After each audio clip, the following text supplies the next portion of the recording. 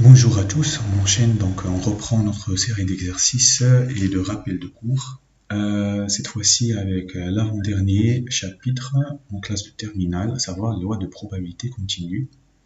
Alors regardons une motivation. Il existe des variables aléatoires non discrètes.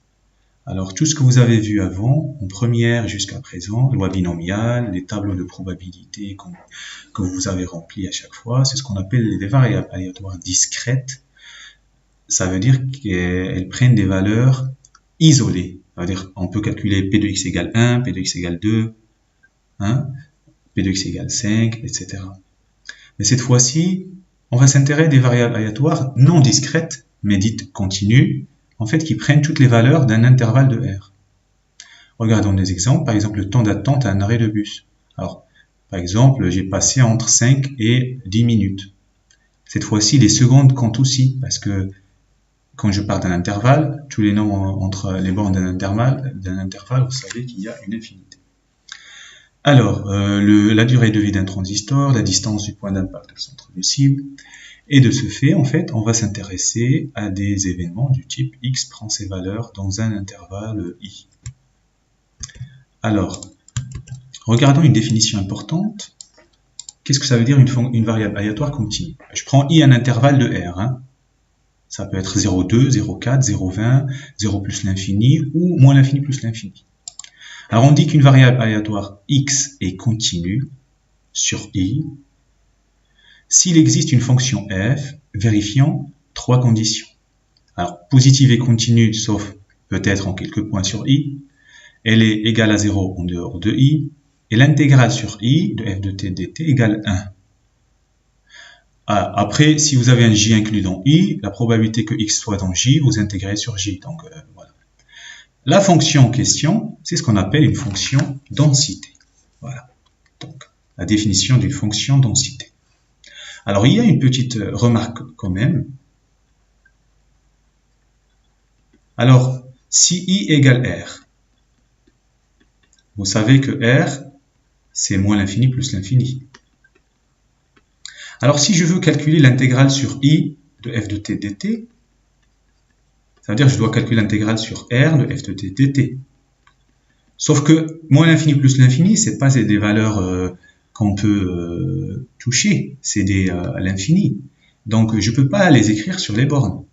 Et donc, ce que je fais, en fait, je transforme ça sous forme d'une limite. Alors, j'intègre ma fonction f de t dt entre, je prends une variable intermédiaire, je veux dire, donc de moins x à x, et le résultat obtenu, après je fais une limite quand x tend vers plus l'infini. Vous voyez, comme ça, c'est comme si j'avais fait plus l'infini ici, moins l'infini. C'est une remarque importante. Alors regardons un exemple d'une densité de proba. F de t égale 1/8 t. Montrons que c'est une densité. Ok? Alors 1, f, alors j'ai oublié sur quel intervalle? Je vais dire sur 0,4. Ok? Alors f est positive, bien évidemment c'est linéaire entre 0 et 4, donc positive. Continue, parce que c'est une fonction linéaire. Alors deuxième point, f égale à 0 sur, en dehors de l'intervalle, donc moins l'infini, 0, union 4 plus l'infini. Alors j'exclus le 4, parce que en 4 ça ne vaut pas 0. En fait, c'est comme si votre fonction densité f de t, elle est de cette forme. Regardez, elle vaut 1/8 t si t appartient à 0,4, et vaut 0 sinon. Alors la troisième condition, c'est l'intégrale sur i de f de t dt. Donc notre i c'est 0,4. Hein. Donc c'est l'intégrale de 0 à 4 de 1/8 t dt. Alors c'est une intégrale simple, on connaît une primitive de t, c'est t carré sur 2. Et fois 1/8, ça ne change pas. 0 à 4. Donc c'est la primitive de t carré sur 16 entre 0 et 4. Vous savez que donc c'est la valeur en 4, c'est 4 au carré sur 16. moins 0 sur 16, c'est 0. Alors 4 au carré, ça fait 16 sur 16, ça fait 1. Donc, j'ai bien vérifié les propriétés d'une fonction densité. Alors, il y a une remarque importante aussi. Je vais mettre remarque avec S, comme ça, on va les enchaîner. Alors, en fait, si je vous demande de calculer P de x égale A, une valeur isolée, alors vous allez me dire, je peux faire que c'est P de x, c'est comme si dans l'intervalle AA. Ok, donc j'intègre entre A et A la densité, f de t dt. Or, intégré de A à A, donc c'est 0. C'est pour ça on dit que les lois continues s'annulent au point isolé. Donc P de x égale A, ça vaut 0. P de x égale n'importe quelle valeur. Et de ce fait-là, donc, quand j'écris P de x appartient, regardez, l'intervalle AB fermé, ça va être pareil que P de x appartient à l'intervalle ou semi-ouvert. En fait, la probabilité que x égale à une valeur, ça vaut 0, donc ça change absolument rien. 2 ouvert, il n'y a absolument aucun problème. Ok, donc ça c'est très important. Alors à partir de notre exemple, si jamais, alors exemple suite à l'exemple, donc l'exemple 1 là, donc exemple 1, mais je vais prendre, alors ça c'était grand 1, donc là je vais faire grand 2. Alors je veux calculer en fait P de x appartient à l'intervalle 0, 1. Ben, c'est très bien, ben, j'intègre entre 0 et 1 ma fonction densité f de t dt. Quelle est ma fonction densité f de t? C'est 1/8 t, donc c'est 0,1, 1/8 t dt. Donc vous avez compris, c'est t carré sur 16 entre 0 et 1, et ça fait 1 sur 16. Et comme ça, on enchaîne. Très bien. Alors, il y a une propriété.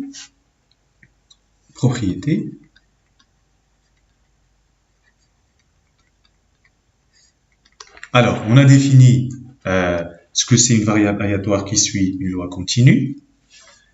Donc, il va falloir donner une définition de ce qu'on appelle l'espérance. Alors, l'espérance d'une loi continue est définie par la formule suivante. Alors, l'espérance de x, c'est l'intégrale de t, f de t, dt. Et on intègre sur l'intervalle i. Vous voyez. Avant, vous avez fait, c'est la sigma, c'est la somme des xi, p de x égale à xi.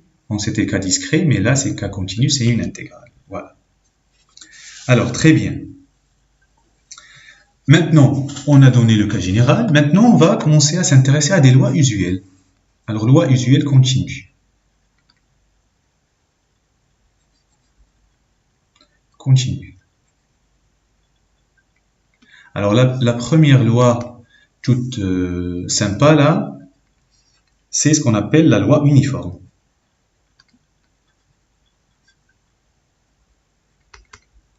Alors, en fait, donner une loi usuelle revient à donner sa densité et son espérance. Alors, la loi uniforme possède une sur A, hein, je vais donner sur AB.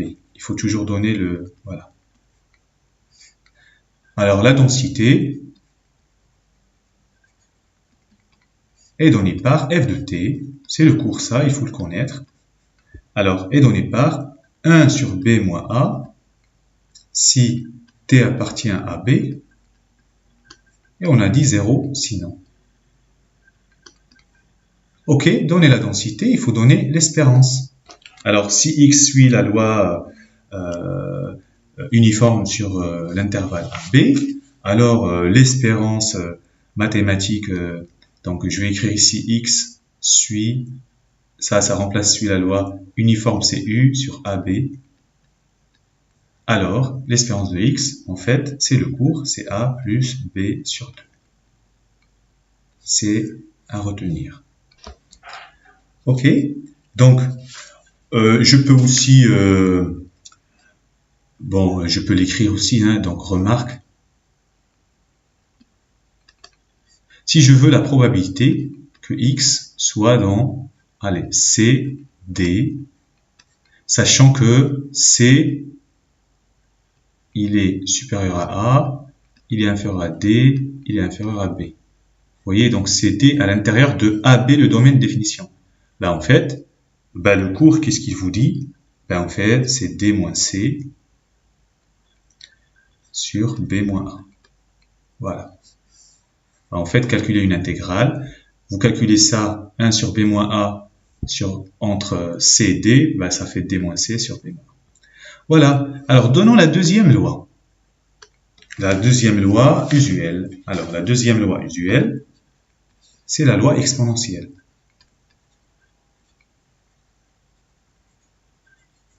Alors, qu'est-ce qu'elle a de particulier, cette loi? Donc, là, on sait que la fonction exponentielle, elle est tout le temps positive. Donc, alors on prend soit lambda, un réel strictement positif, hein, dans R plus étoile, hein, strictement positif. Alors, la densité, alors, quand je dis densité, loi exponentielle, toujours, je vais rajouter de paramètres lambda. Et là, je rajoute avec, comme ça, c'est plus cohérent. Avec. Alors, la densité, donc f de t, elle était égale à lambda exponentielle moins lambda t. Si t appartient à 0 plus l'infini. Et ça vaut 0 sinon. Donc, qu'est-ce qu'il faut retenir?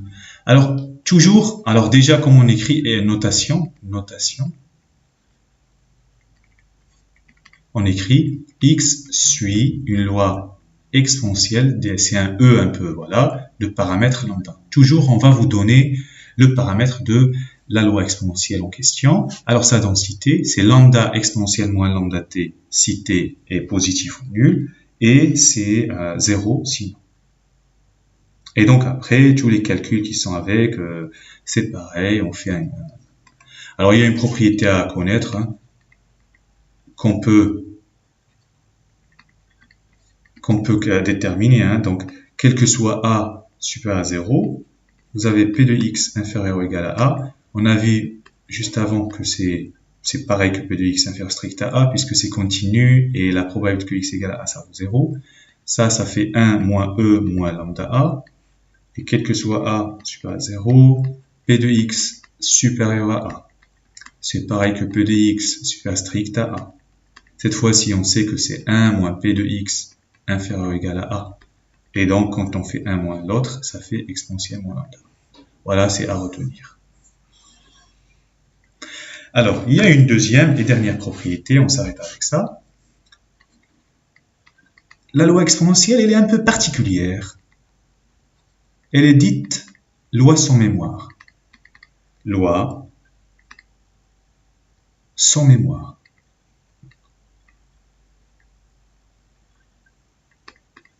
Qu'est-ce que ça veut dire?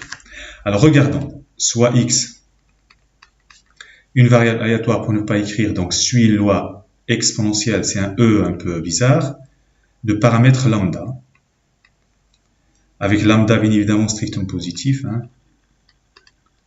Alors, quel que soit S, T sont dans R+, en fait, la probabilité que x soit supérieur à s plus t, sachant que x il est déjà supérieur à s, c'est égal à p de x supérieur à t. En fait, que si on veut, en termes de durée de vie, la probabilité de vivre, on va dire 25 ans, sachant que la pièce a vécu 5 ans, c'est pareil que la probabilité que la pièce va vivre plus de 20 ans. Vous voyez, elle en fait, elle oublie ce qu'elle a déjà vécu. Voilà. C'est pour ça qu'on l'appelle loi sans mémoire. Voilà. Et donc, c'est les propriétés à savoir pour les lois usuelles. Alors, il y a une troisième loi. Elle est un peu... on va voir après. Il nous manque juste l'espérance. Alors, propriété... Alors, si x suit une loi exponentielle de paramètre lambda avec lambda dans R étoile plus, alors l'espérance de x, c'est égal à 1 sur lambda. C'est le cours, ça. C'est le cours. Hein, c'est 1 sur lambda pour bien l'écrire. Alors, juste pour remarque, hein, l'espérance de x, en fait, comme elle est définie sur 0 plus l'infini, je vais faire une limite quand x tend vers plus l'infini de l'intégrale de 0 à x de t fois f de t, donc qui est lambda exponentielle moins lambda t, dt, et donc ça vaut bien 1 sur lambda.